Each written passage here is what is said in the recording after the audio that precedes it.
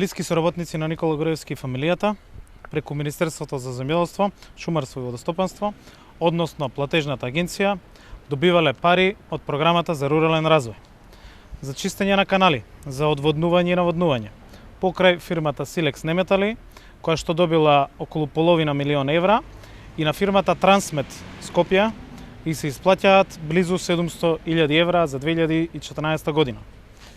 Еве ги доказите.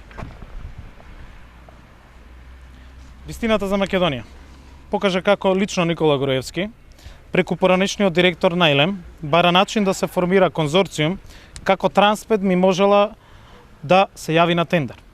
Слушавме како Груевски се трудеше да зборува во шифри за собствениците на Трансмет, кога велеше оној што има сеат и бица, мислејќи на некој од фамилијата Кочан.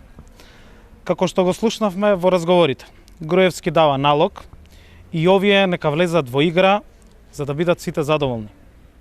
Очигледно, тоа бил начинот да се скројат и сите тендери и директни плаќања од агенцијата во износ од 41.197.836 денари за Трансмет за само една година.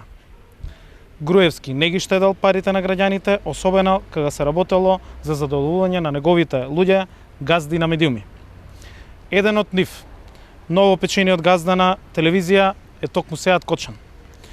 Новата ТВ Нова пред некој ден почна да зрачи и според тоа колку во неја инвестирал Груевски, очигледно дека владината пропаганда доби заселување. Уште еднаш се потврдува дека медиумскиот мрак, пропагандата и медиумските хајки се платени со пари на граѓаните.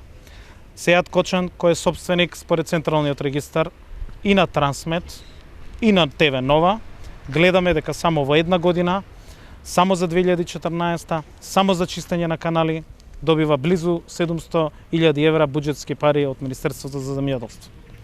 Јавноста дозна дека и во Сител, Канал 5 и Алфа во последните 3 години завршиле 13 милиони евра пари на граѓаните. Во меѓувреме, останува она што веќе се случи. Чистење на канали во 2014 и поплави во 2015.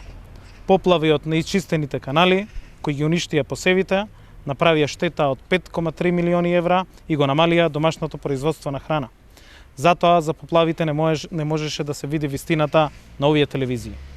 Ваквото недомаќинско работење и безмилосно трошење на народните пари мора да се спречи.